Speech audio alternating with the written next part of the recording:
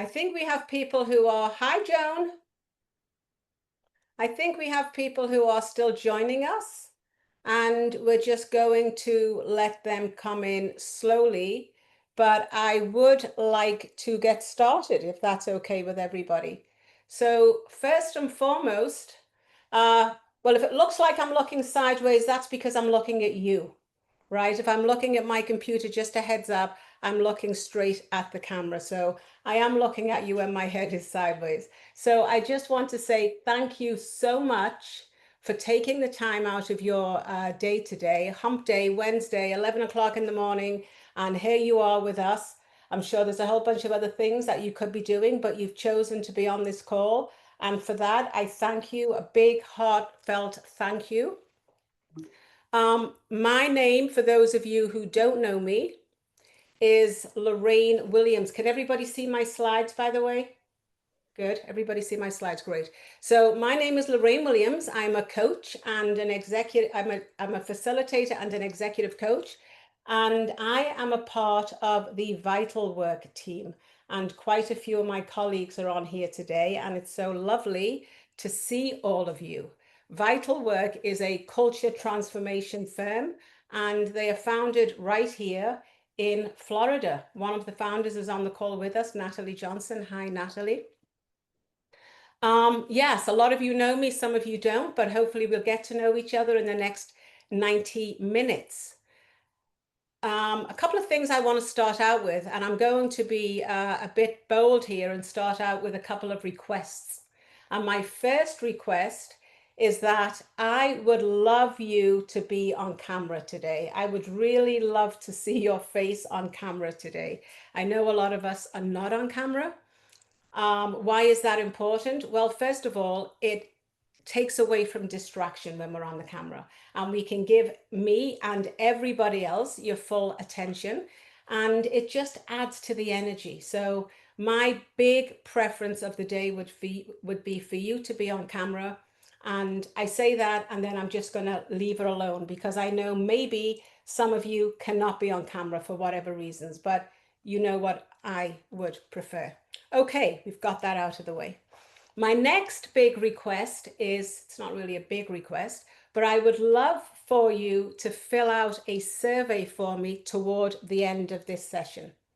It's a short survey, 4 questions, just 4 basic questions. A couple of those questions are yes, no answers. So it should take you less than a minute, approximately 45 seconds to do that. And if you wouldn't mind giving me a thumbs up if you're willing to do that for me before you jump off today's call. Thank you so much. It would be a big help to me, and it would be, oh, look at that, all those lovely thumbs up, and it would be a big help to Vital as well. So thank you for that. I'll remind you when we get close to doing the survey. Next thing I want to do before we jump in is just explain to you the format that we're going to be looking at here for the next 90 minutes. It's going to be what I call an interactive format. So what does that mean? Well, it simply means that I'm going to give some insights. We're going to talk about several different things, and then I'll put a question up on the screen and I'll ask you to reflect on the question, and I'd like you to put your thoughts and ideas, drop your thoughts and ideas in the chat. Does everybody know what the chat is? Just drop your thoughts and ideas in the chat.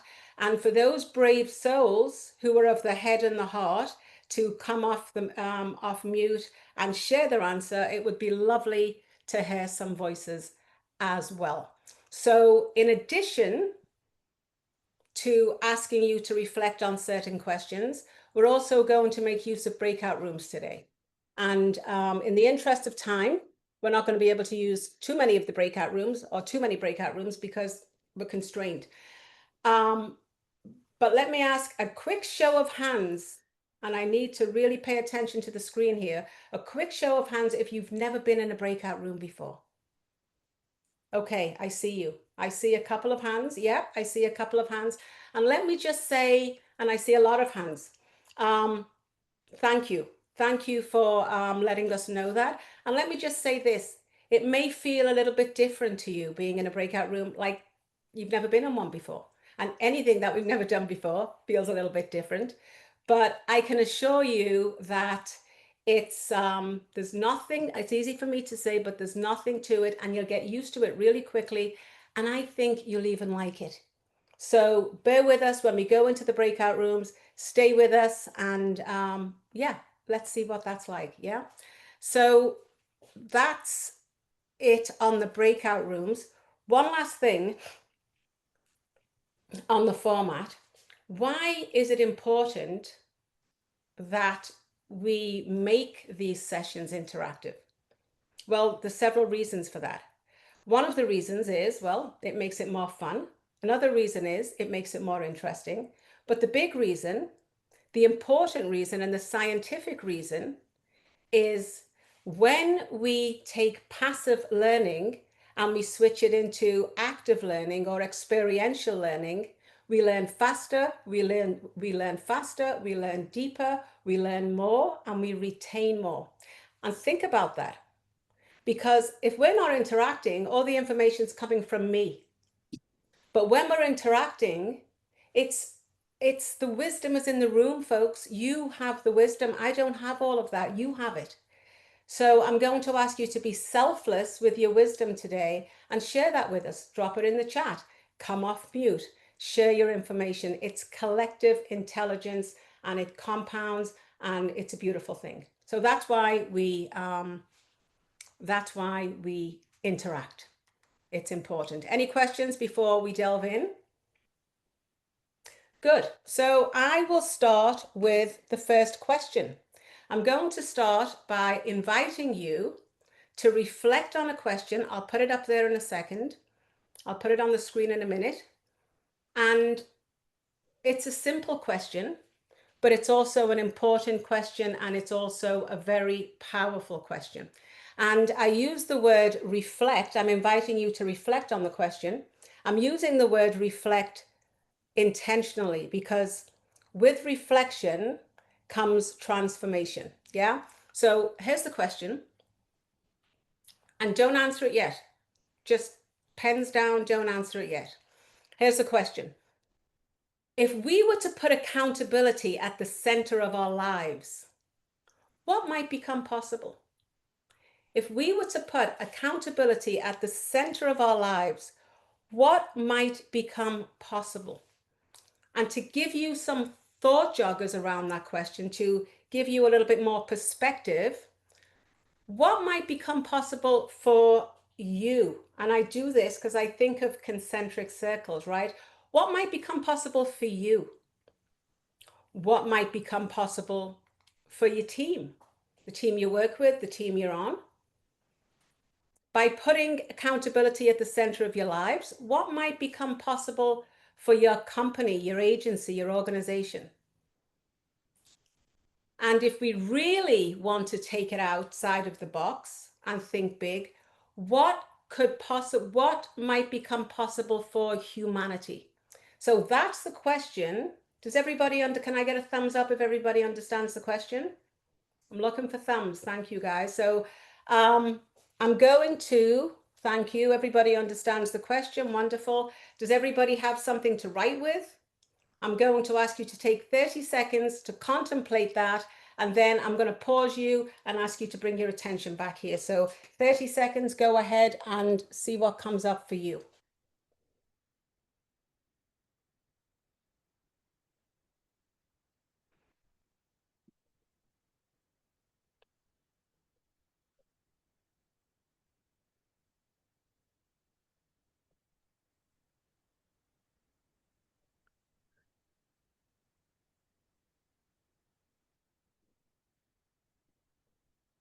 Ten seconds.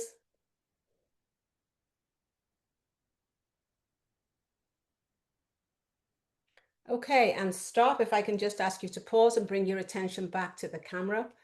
I know that's not a long time, but it does give you time to marinate the thought and to reflect on what it is we're asking. All right, so the next thing we're going to do is go into a breakout room, right? So I mentioned breakout rooms to you before. This is going to be a very simple instruction, but an important instruction. So please stay with me on this.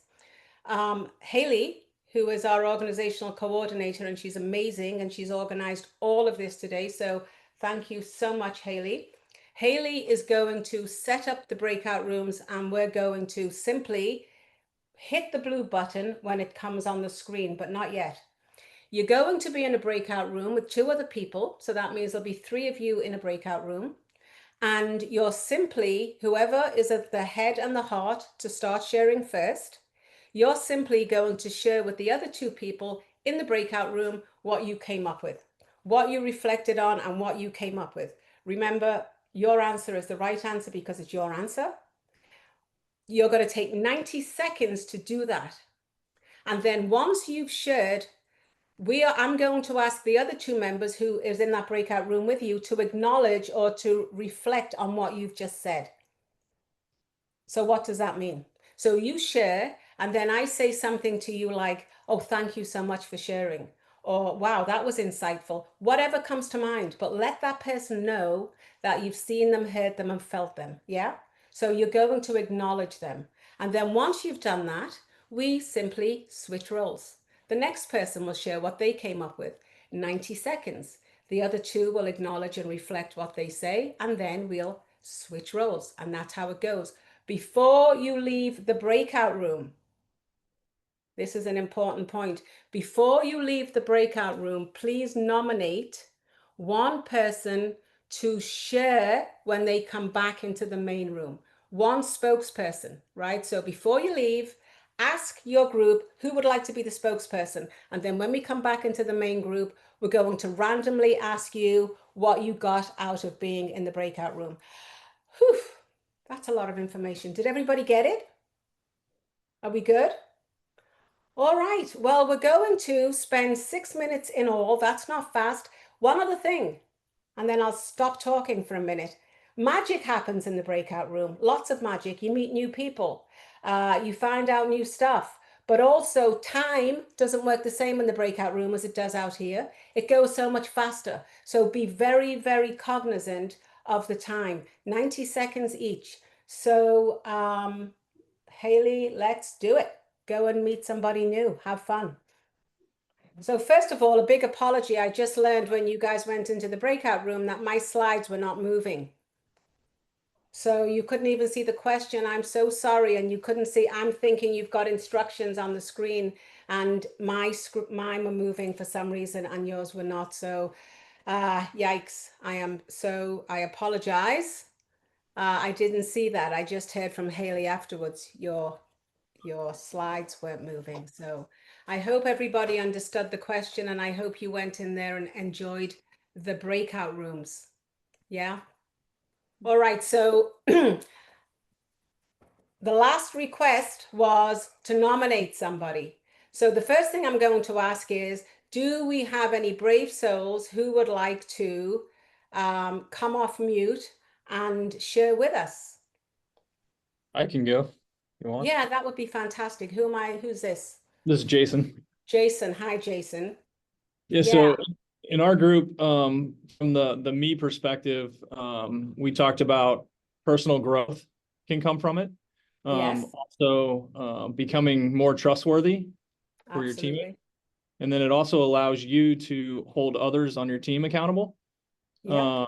And then once that happens, there's a ripple effect that can occur from the positivity of being productive, and that raises the expectation level, which allows an enterprise level to become a higher productive workforce. Jason, I love that. Thank you so much. It's setting the example, right? You do it and then others follow. So I love that. Thank you so much for sharing. We probably have time to hear from 2, 3 at the most. So I'm going to go to, in the interest of time. So Krista, can I ask you to come off mute? You have your hand up. Yeah. I'd love to hear from you. Yep. Hi there. So in our group, we talked about you would have more time to do the things that you actually want to get to versus always doing what you're asking others to do and they're not doing it. Expectations would be clear and actually held to, and your productivity ultimately would increase. Beautiful. Absolutely beautiful. So yeah, they're the answers we're looking for because they are all spot on. Dr. Nicole. Where did Hi. you go? So it was amazing connecting with Gina. So I love the breakout session, and we did it from a professional and a personal standpoint. So we realize that when you have accountability, not only does it allow you to accomplish your goals collectively as a team, but also forces you to be more strategically aligned so you can make a bigger impact overall.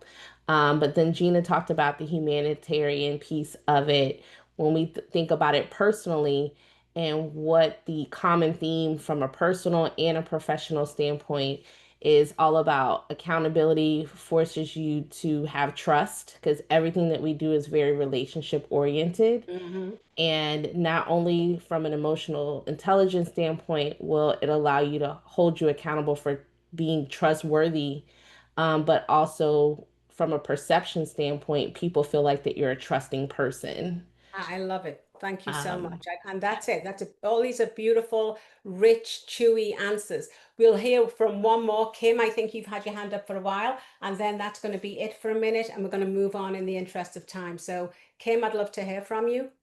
Awesome, thank you. Yeah. Had the opportunity to talk to Cynthia and Cheyenne and my team, both from Florida, so I was a little jealous because I'm in here in Missouri, and actually we have good weather right now, but that's okay.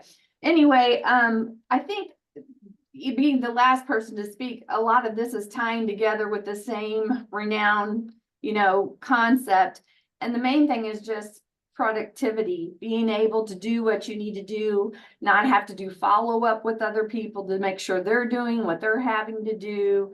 And it really trickles all the way up to the top. It starts with yourself, and then it goes on to your team, and then as an organization as a full. So, and then also we talked about, growing and getting more results. But again, ultimately, that all leads to being more effective, more productive in our work environments. So, Beautiful, beautiful.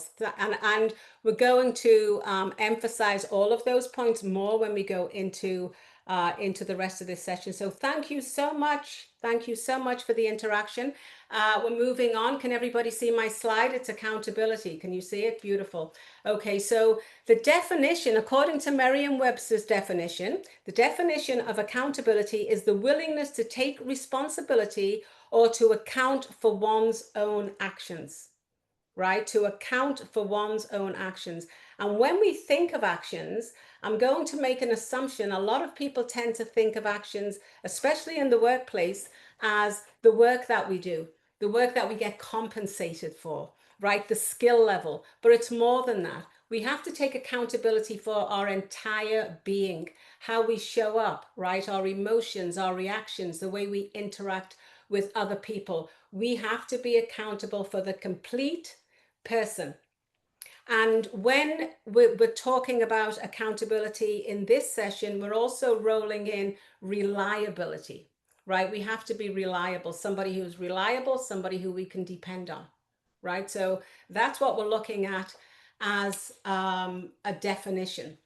And again, we're looking at accountability in two dimensions. It's two-dimensional. So what do I mean by that? Well, first of all, performance accountability. When we think of performance accountability, what comes to mind is what was on your handy dandy resume when we hired you, right? And what's on the job description that you need to adhere to, experience wise. What we do, that's the what we do, the tasks, the projects, the processes, and the outcomes. That's the performance aspect.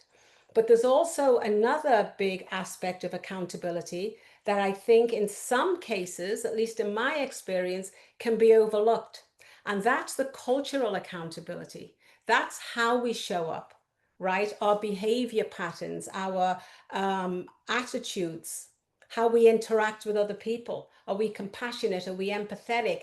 That part also is extremely important. One is as important as the other. So I'll give you a really quick example, and I say quick because, again, in the interest of time here, but I worked with an individual at one point who was a programmer.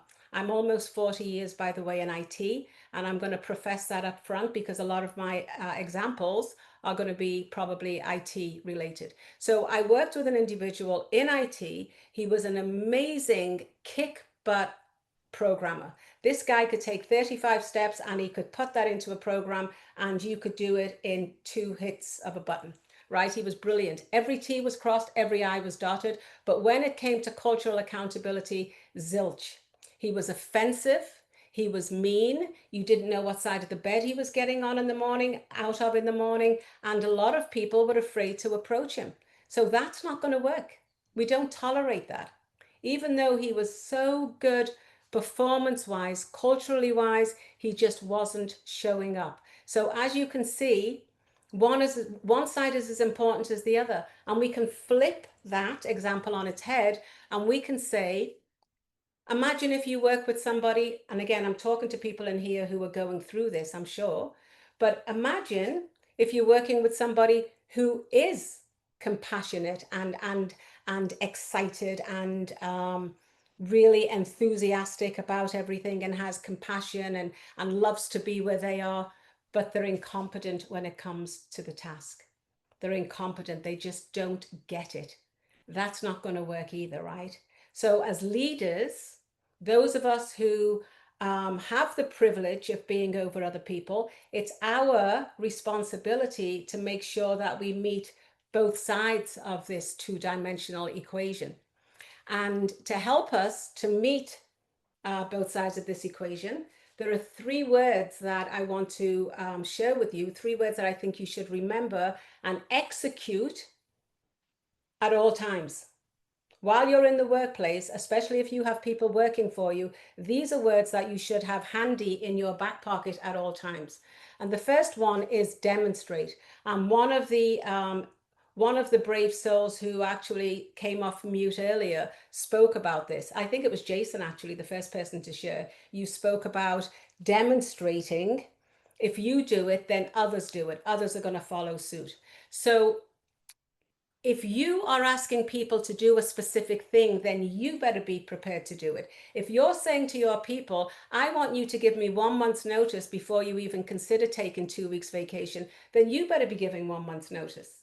If you're holding your people accountable for a nice clean desk and a work environment, then don't let them come into your office and you have a mess everywhere. So we have to be the change we want to see in the workplace. I think that was Gandhi. Be the change you wish to see in the world.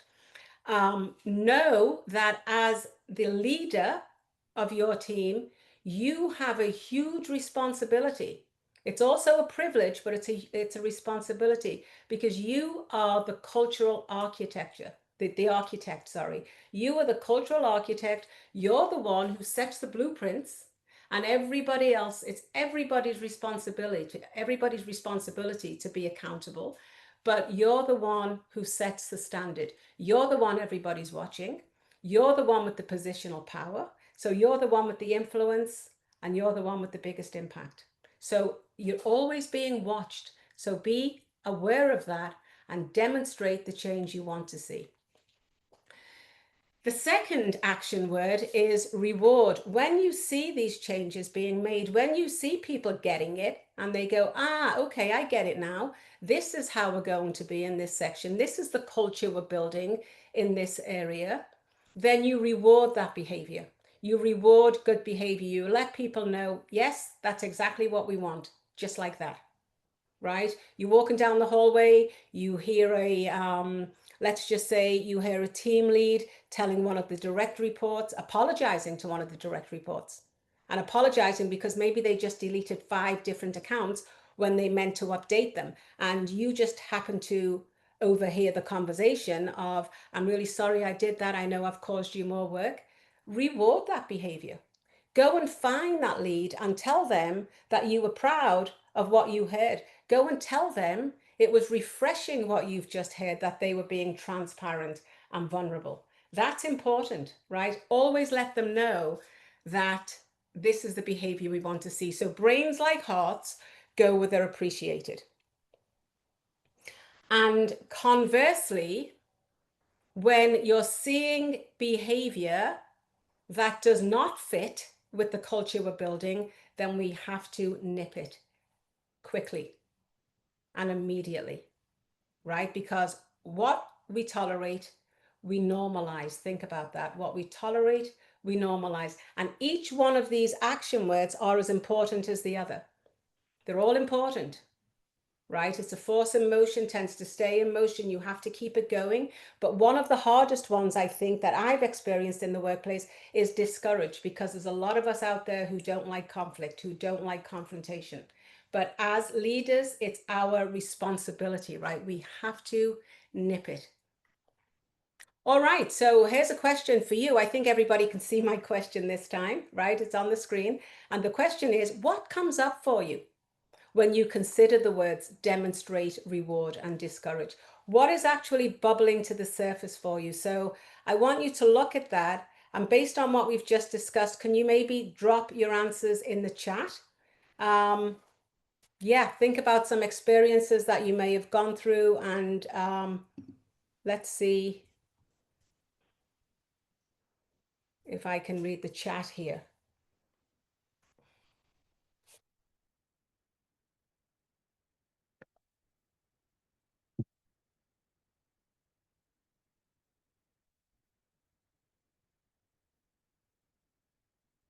Okay, I'm hearing from Linnell here. Demonstrate can be something as simple as a good attitude. Absolutely. Absolutely. That is so important. Anybody else? Anybody else want to lend to that? Does anybody want to come off mute maybe and speak to this? I've got a couple of others here. 1 second. Demonstrate, demonstrate focus, and what is it? Demonstrate focus and engagement. Christy says, discourage really resonated with me. If you don't have accountability for culture and policies, that behavior is normalized and it becomes exactly. That's the accidental culture that we talk about, Christy. If we don't do something intentionally, then we end up with this accidental culture, right? So yeah, some really good answers in the chat here. What have we got here? This feels different than the, let's see, lead by example. Exactly. So Luca says this feels different from the old chestnut of lead by example, right? If it's lead by example, it's not do as I do, not as I say, or do as I say and not as I do. Sorry, I got that a bit mixed up. It's very different. So yes, beautiful. Thank you for putting your thoughts in the chat. So next we're going to take a look at the big framework. And the big framework for accountability is what we call the 4 C's of accountability. And we're going to take a look at each one of these 4 C's, and we're really going to kind of deconstruct and flesh them out. Notice that every C begins with the word clear. Everything's the same here, right? So the 4 C's of accountability are clear expectations. You have to be clear. Clear capability, clear feedback, and clear consequences. And to be clear is to be kind. Quote by Anonymous. But to be clear is to be kind. Humans need clarity. Otherwise, we're flailing. Just make your expectations as clear as you possibly can. To be unclear is to be unkind. So let's take a look at the first one, which is clear expectations. So you're setting an expectation and you're holding somebody accountable for that expectation. So the first question is, do all parties know what is expected of them and by when? And is what you're expecting located at the level, a task, a project or a process, or an outcome? Now, we might know this in our head, but unless we make that very clear to the individual that we're holding the expectation to, they don't know that. So what are the differences here? So I'll try to explain the differences to you here in an example. So Beth is new. She's been on the job for 2 days. I say to Beth, you see that big bin over there, Beth? It's a shredding bin. All the documents need to be shredded. Would you mind just taking it downstairs before you leave tonight and take it down in the elevator? You'll see all the other shred bins. You'll know where to leave it. That's a task. Beth says, yeah, I'm happy to do that. And off she goes. Yeah. Then a week later, I say to Beth, hey, Beth, remember last week I asked you to take the shred bin down? Well, would you mind taking it again? And oh, by the way, I'd like this to become your task now, your chore, if you like. So every Tuesday before you leave to go home, if you would take that shred bin downstairs and leave it where the others are, and then on a Wednesday before lunch, bring it back. Well, that's no longer a task. You're asking her to do this on a regular basis. That becomes a process. A process has steps, and it's a continuous thing. Yeah, you have to make that known when we're setting expectations. We'll talk about projects in a minute. We've probably got some project managers on the phone in here, or on the call in here, or people who have done project management. But you probably know that a project has a definite beginning and a definite ending. It has a definitive beginning and a definitive end. But we have to be clear with our expectations. All right, so my question to you is, why might we fail to create clarity for others? A couple of people come off mute. I'd love to hear from you. Why might we be, Shonda? Yeah, I was actually just thinking about that. I wrote in the chat. I think one of the big parts is we assume that everyone should know, quote unquote, should know Yes. what's in our heads and what we're thinking. And that, yeah, it's so obvious because it's obvious to us, right? Yes. So we assume, thank you, Shonda. We assume everybody already knows. We make these big assumptions. Thank you for that. Anything else? Anybody else want to chime in? Okay, so how about we think we've been clear already? I think I've been very clear. So yeah, and I think I'm always clear because I'm not getting the feedback, which we're going to talk about in a minute, that I need to be told that I'm not clear. So I'm assuming that I'm clear. Another thing coming up in the chat multiple times is lack of time. Lack of time. Okay. And that's a good one, right? Lack of time. But if we really concentrate on that lack of time, we don't have the time not to be clear. I get that. That's a great point, but we don't have the time not to be clear because the expectation will be missed. Yeah. So that's a great point. Anything else? I think in follow-up to that, sometimes we're so busy, we pull people in to help us, but we haven't really defined what needs to happen yet. Yes. We're just trying to figure it out. We're looking for that assistance. But if we don't give that clarity to the team that we're working with, they're also not going to be able to bring anything because they don't know what is expected. Yes, and that's beautiful. Thank you, Chris. That was beautifully explained. So we need to stop and pause and ask ourselves how clear we've been or how clear we haven't been.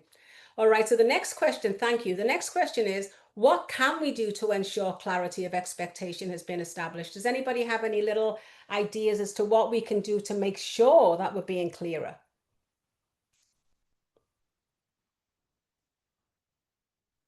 So I'll give you one of my, Jason, were you going to say something? Yeah, ask clarifying questions, ask them to repeat it back, how they understood it. Yeah, you were reading my mind. I love that. Ask them to repeat it back to you. That's a really good way of making sure that you've been clear. Something along the lines of, would you mind repeating that back to me in your own words? Because sometimes I know I'm not as clear as I could be. So can you just repeat that back? And that is a beautiful thing because then we know we're both on the same page, right?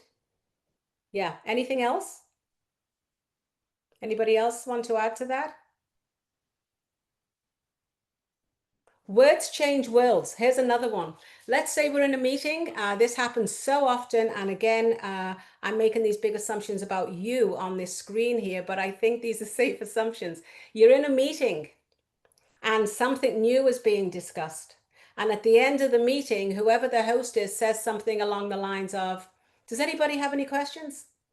And you see all these heads turn around and they're looking at each other and nobody's asking because they're like, well, I'm not speaking up. If she's not asking, I'm not asking. And that's what happens when we word a question like that. However, because words are crucial, how about if we started a meeting for more clarity, something like this?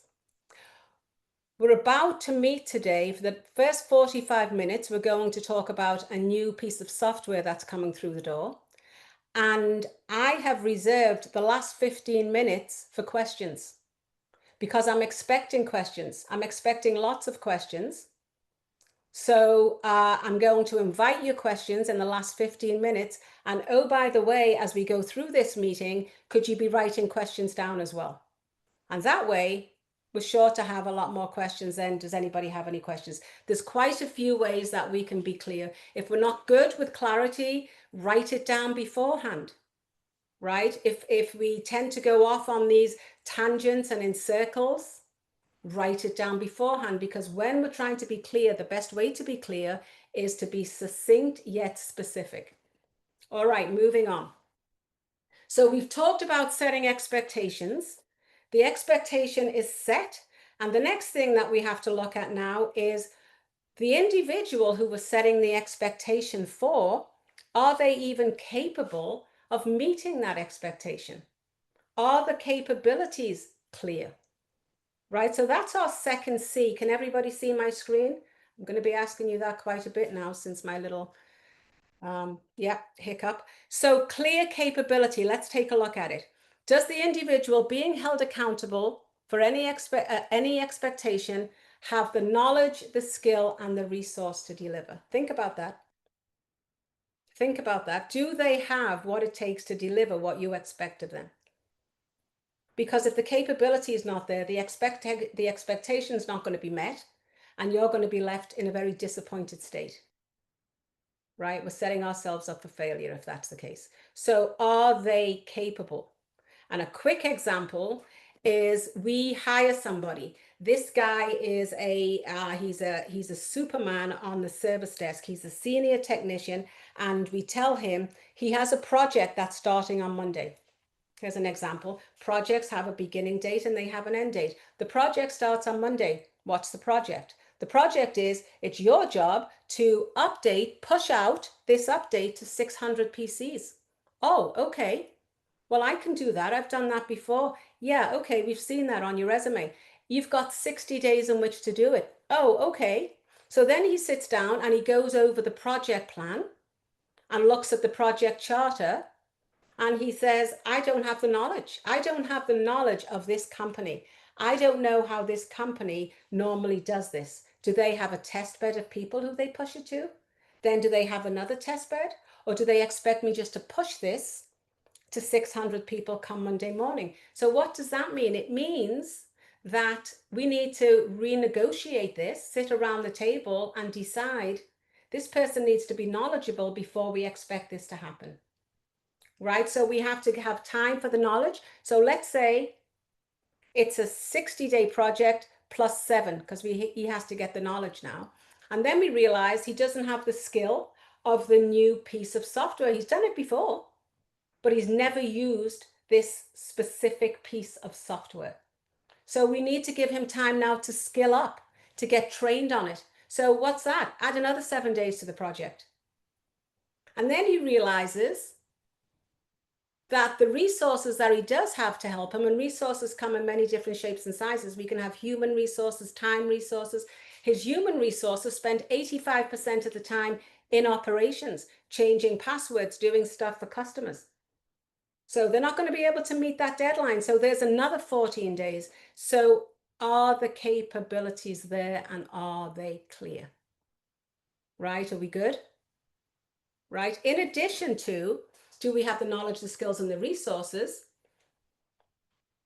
There's an individual by the name of Gino Wickman who came out with a book called Traction, and he talks about the right people in the right seats.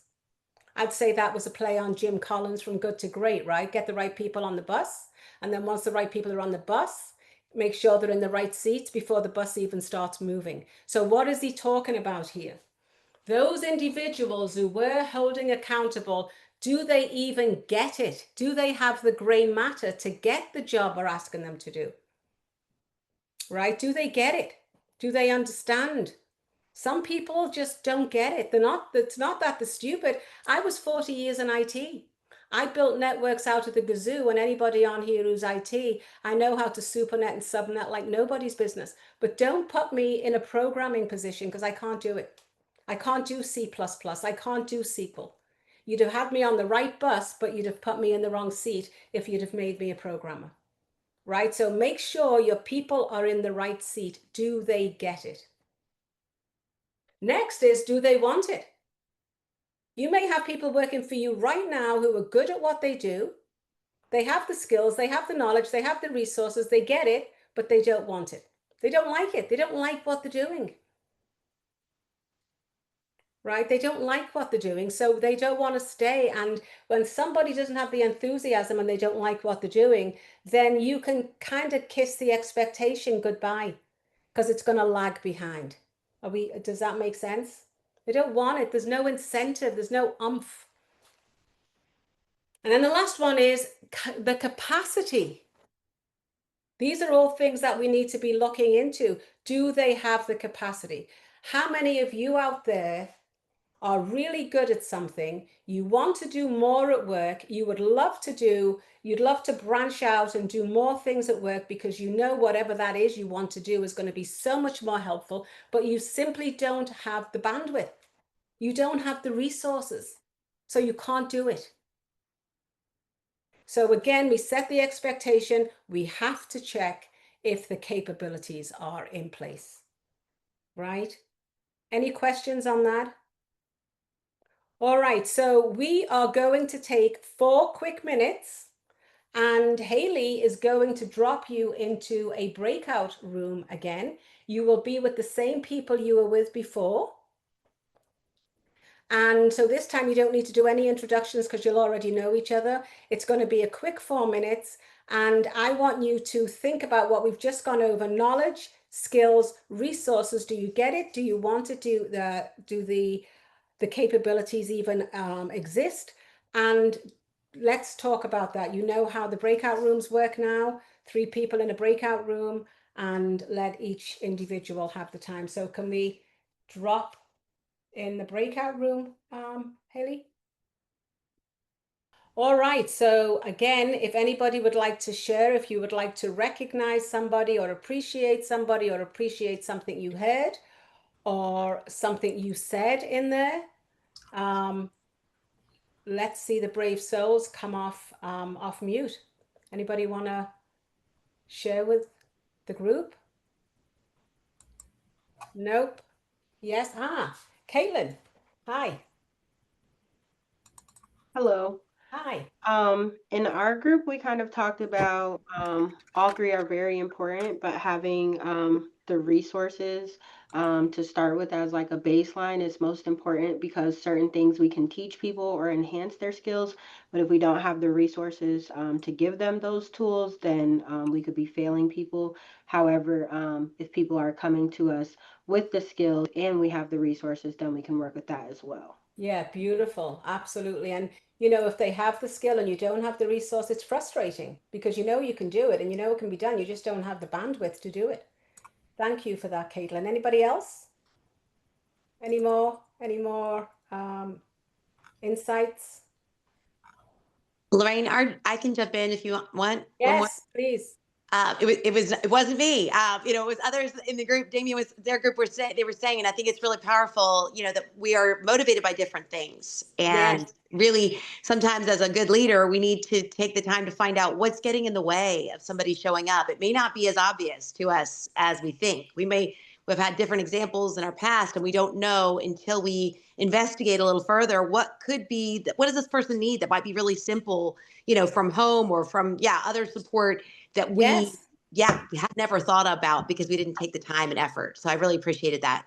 And that's it. I love that, right? The cognizance, taking the pause, really thinking about it. Because again, going back to the analogy, you have the right people on the bus. Let's say you've been really selective and you know they're on the bus, but you may have them in the wrong seats.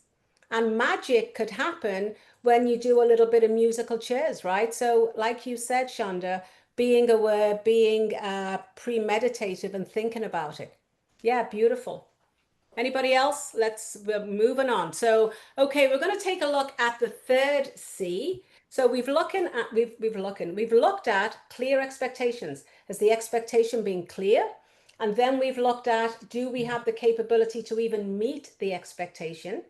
And the 3rd C is feedback, right? Because as leaders, it is absolutely 100% our responsibility to give feedback. Keep in mind, if you have people working for you, you owe it to them, right? It is your job to grow and develop your people, first and foremost, to grow and develop your people. And the only way that you can grow and develop people is through feedback.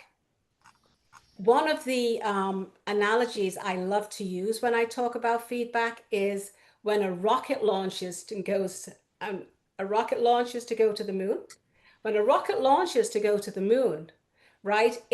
All that planning, imagine all the precision and all of the planning, but it's still going to drift off. It's still going to drift off course if there wasn't constant course correction, AKA feedback. And it's the same with us. We have to have that constant course correction to get us back on course. Because if we didn't do that to the rocket, I don't know where it would go, but it wouldn't go to the moon.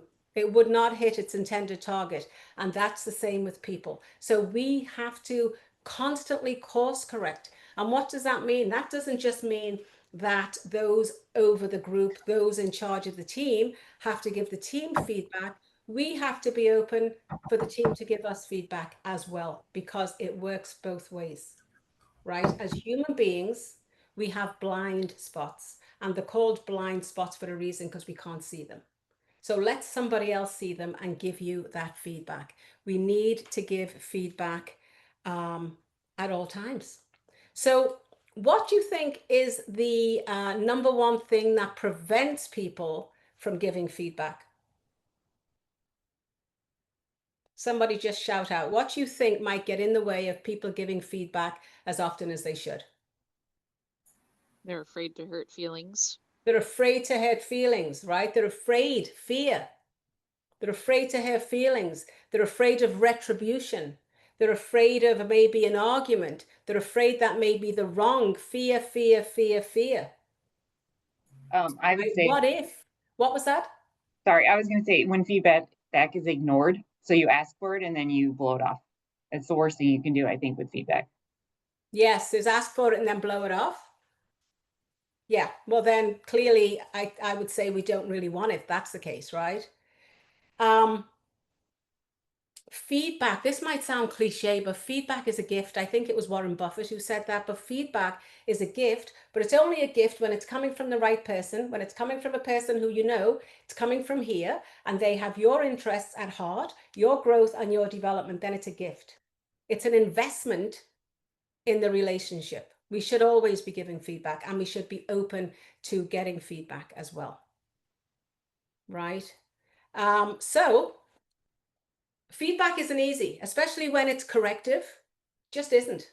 It just isn't easy. But there are 4 tools that I want to introduce you to right now that I think can make our life easier when we give feedback.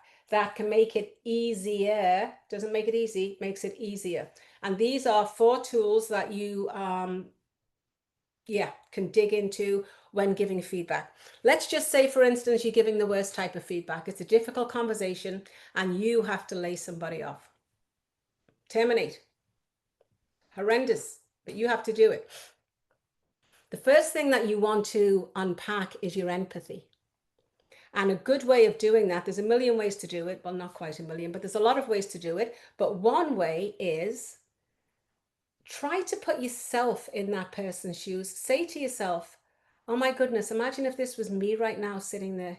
Imagine if I was in that seat and my boss was saying to me, you're going to lose your job. How would it feel? And then have the conversation after you've put yourself in that position. Another good example would be for those of you who have young adults, children, young adults, and they're just starting out in the workplace, right? They're being given feedback over something that maybe they didn't do right. And you're imagining what that might look like. So you have a son or a daughter sitting in the hot seat. How would you like their boss to address them? Right? It makes us squirm almost as to how they're being treated. So that's how we apply empathy to other people. And then we're looking at the next thing is candor. And candor in this case just means being very direct and being honest. It does not mean brutally honest. I found so many people love to wear the badge of, well, I'm just brutally honest. Take the brutal out. We don't need it, right? If your people know that you care about them, that you really care about them, and that you've got their best interest at heart, you can be candid with them.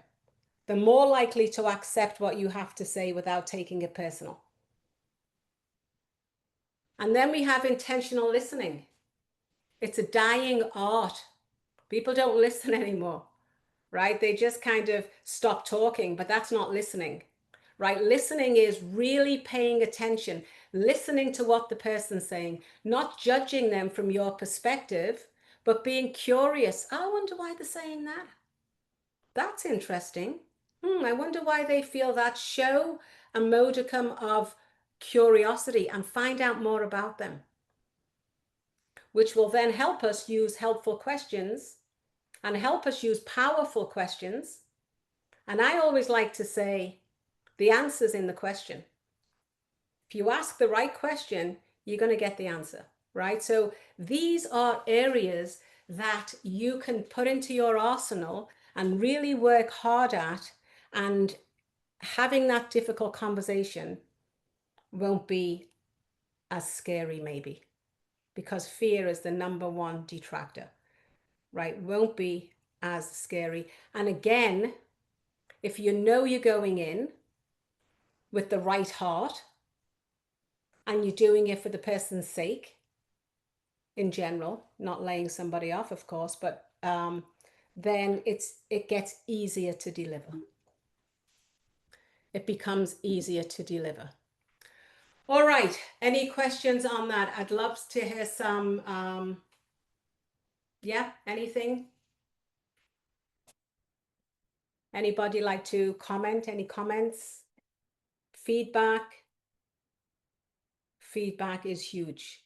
Anybody want to come off mute and speak to that at all? Going once, going twice. Do we have anything in the chat? All right.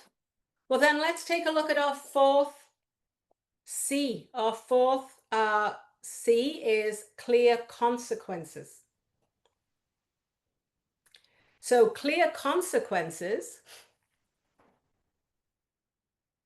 we're holding individuals accountable for what they're actually, for their actions, right? Every action has a consequence.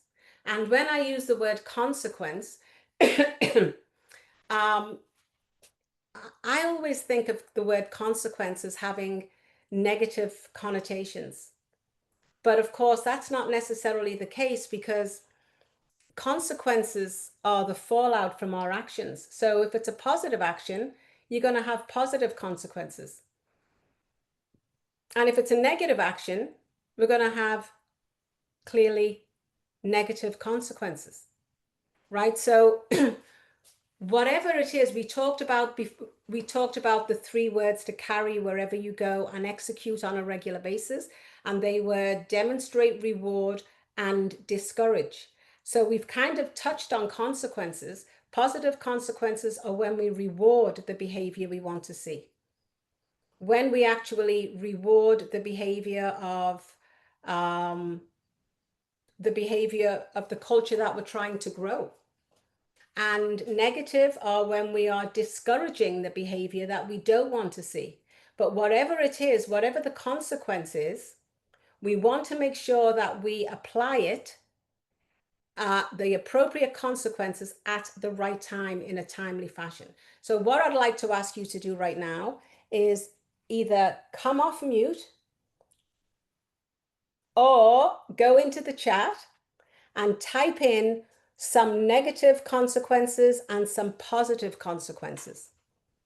Just whatever comes to mind, just go into the chat, or for anybody who was feeling of the head and heart to come off and chit chat.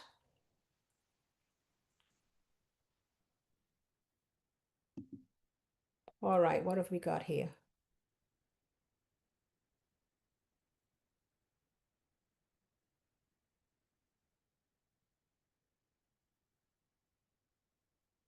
Positive recognition from Kim. Jason says, time off awards, beautiful. Diane Kibben, praise or promotion, absolutely. Krista, positive could be appreciation, recognition. Linnell, negative, a write-up. Yep, yep.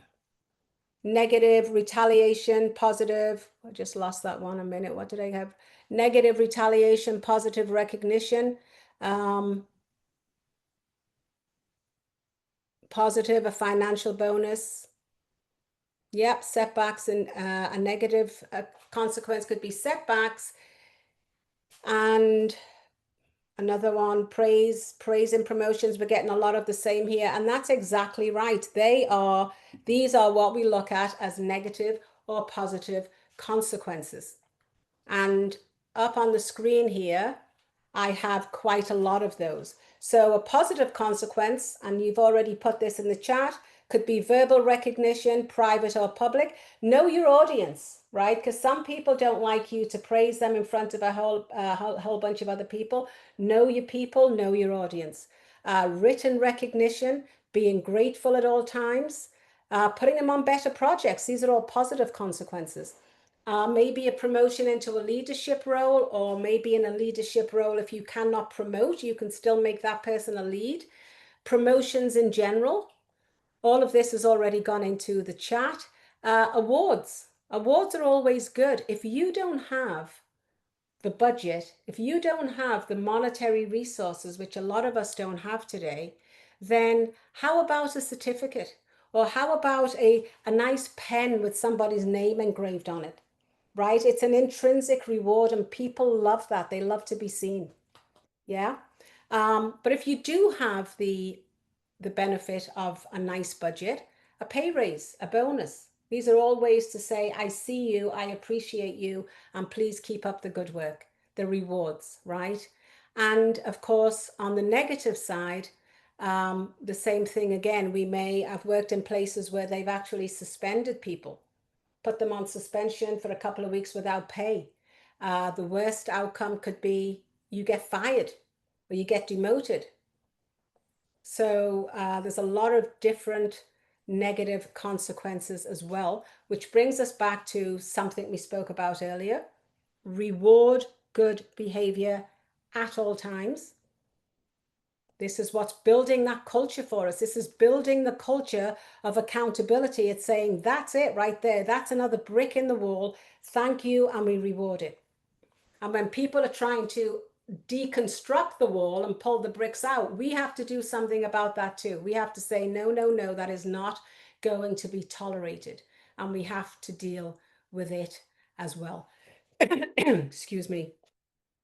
So I asked you at the very beginning, when I was asking for my big asks, if you would be willing to do a survey for me. So at this point in time, I'm going to actually give you permission to pick up your weapons of mass distraction, which are these things. Yeah. And if you wouldn't mind picking this up and going to your camera view, and I'm going to put the survey up here for you. And then we'll go back to that. That's important. Okay, there's the survey. Can everybody see it? And I'm going to give you 3 minutes. I'll give you 2 minutes on the clock. When you're done, if you can look back into the camera, and I'll know you're done. It's a very, very simple, easy survey.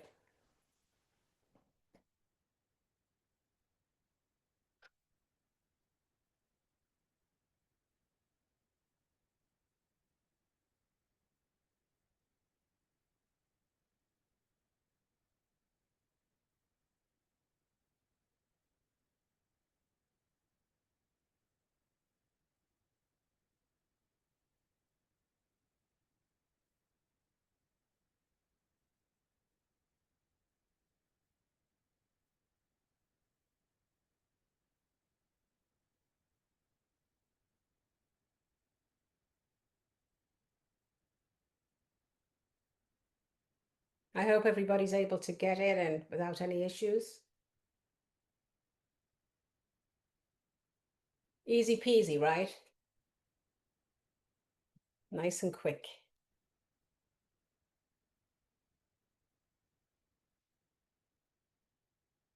All right, I'll give you 1 more minute. I'm not sure if everybody's done yet.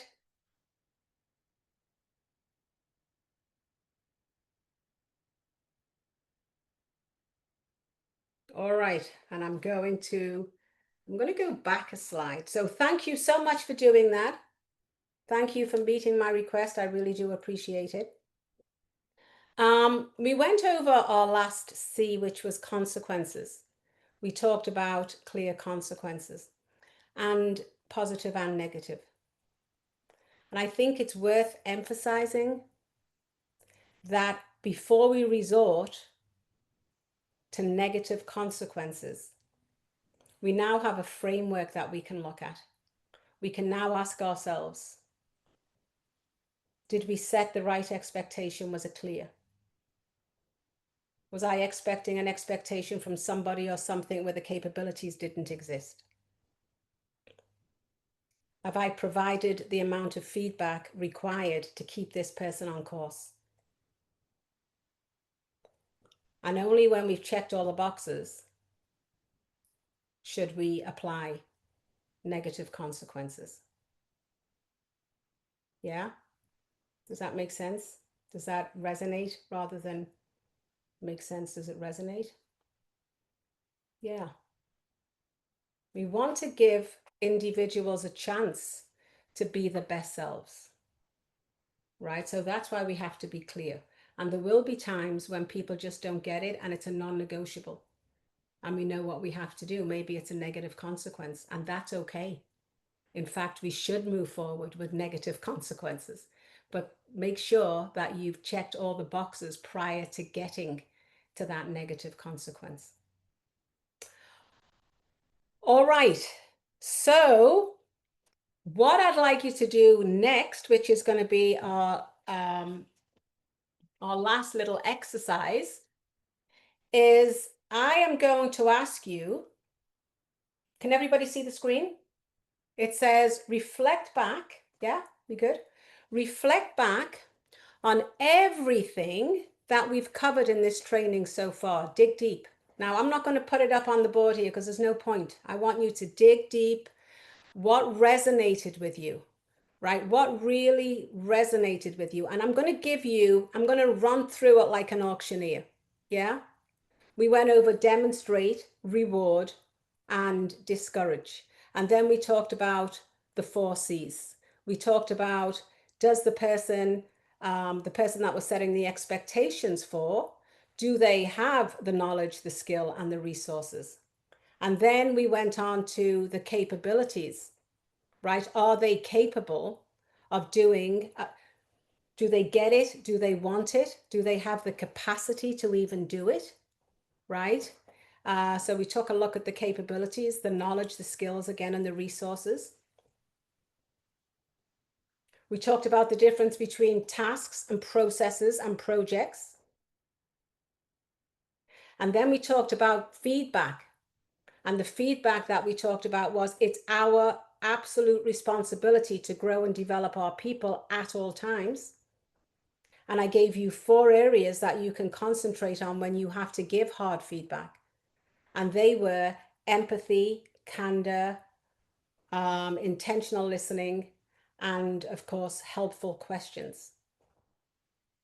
And then we went into the 4th C, which was the consequences. Positive consequences, we went through a list. Negative consequences, we went through a list.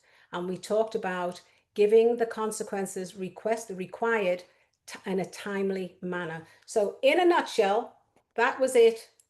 In a nutshell. So if you can write down 3 things that really spoke to you, and once you've done that, I'll give you a minute because I want you to really think about it.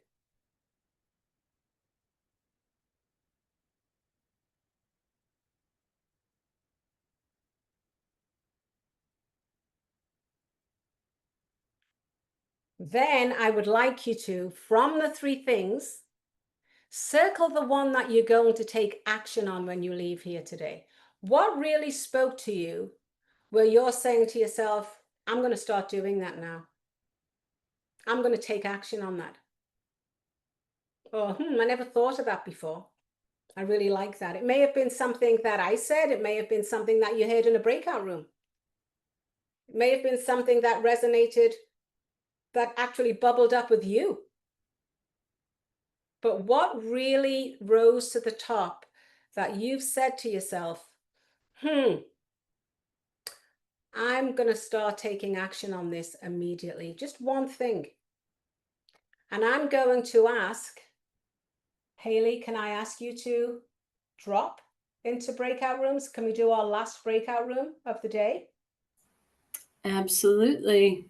Okay, so we're going to go back into breakout rooms, and whatever that one thing is that you're going to take action on, I would love you to bring it up in the breakout room and say why it's important to you. Why is it important to you that you're going to do this one thing that resonated? All right, and we will take 5 minutes, 5 whole minutes. That's a lot of time. Go in there and work your magic. Thank you, Haley. Welcome back, everybody. I told you it's magic in those rooms. The time just goes like that, right? It flies by. Doesn't go the same in there as it does out here. Some pixie dust going on. All right, so that was our last breakout room. And that was our last question. So I am going to use the word urge. I'm going to urge you to talk to me.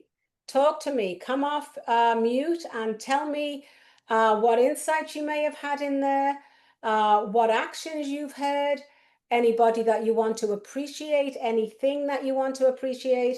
Who's going to be my first brave soul? I'll do it. Kim. Is that Kim? Yeah. This is Amanda. Oh, Amanda. Hi, Amanda. That's okay. I'm actually going to steal somebody else's from the team that I was in, but yes, she said, work on reducing defensiveness. I think it's so easy when somebody actually brings feedback to you, for you to go ahead and just the first thing you think of is like, that's not me. That's not how they see me. That's not good feedback. But maybe just like reducing that defensiveness and being open to maybe constructive feedback. That I think that's something we can all work on. Yeah, I do too. And I don't think it's the easiest thing in the world, but it is the most effective way of doing it, right? By not taking it personal and looking at it from a place of growth. Yeah. Yeah, I love that. Thank you so much. Okay, who's next? I was just going to say we'd agreed in our group that making sure that the consequences and feedback is timely, because if you let it go too long, or if you have, you have to face that fear, whether it's good or bad. And if the longer something goes that's not correct, first of all, that person doesn't know that. And secondly, it can disrupt the team or the project or whatever you all are working on together.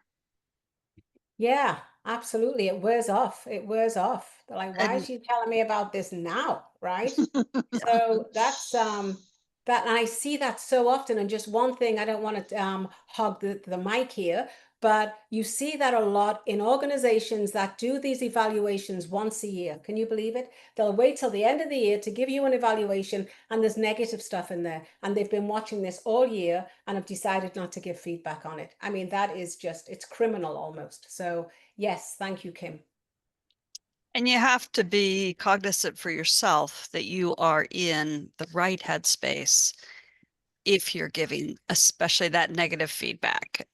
We said that positive feedback, it's okay. You can come back at any time and still give positive feedback. It should be in the moment, but it's great to do it afterwards too.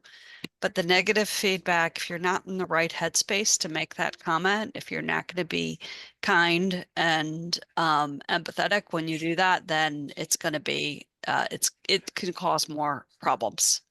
Of course. And I love that. And thank you for bringing that up, Chris, because trust is everything, right? So if they trust you and you're in the right headspace, like you've just said, and we went over 4 areas that can actually put us into the right headspace, but all of that is built on trust as well. So yes, thank you so much for pointing that out, because just because we're the leader, we have to do the right thing at all times, and remind ourselves of that.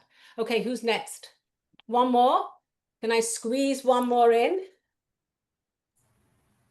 Lorraine, I can. Go ahead, Haley. Yes, please, Shonda, I'd love to hear from you. It was not just me. Again, it's the whole group, but there were some great Yes. insights, being the change you want to be, but also being curious about the differences of how people want to be seen so they can shine. We have different preferences on that. And it's just really important to lead with that curiosity, lead with that, intention Yes. of being clear about what other people need and want that might not be the same as what we need or want. Yeah, and that's a mistake that we make on a regular basis as human beings because we see life from our perspective, right? And if we can just step back and say, no, we're all different. And I love that, Shanda. Thank you for reminding everybody. Thank you all so much. It's been fun. It flew by. I wasn't in any of the breakout rooms, but believe me, it went like that for me too. It flew by. It was my pleasure. It's been beautiful. Thank you very much. I hope everybody got something out of this. And I'm so happy that you all came today. And I'm really hoping to see you all in October when my dear friend and colleague Michelle Spear gives the last which one is it? Call to Connection. It's the last of 3 of the trilogy in our culture journey. And I hope she gets all of the same people because you guys were absolutely awesome. So thank you so much. I'll let you get back to work, and it was my pleasure.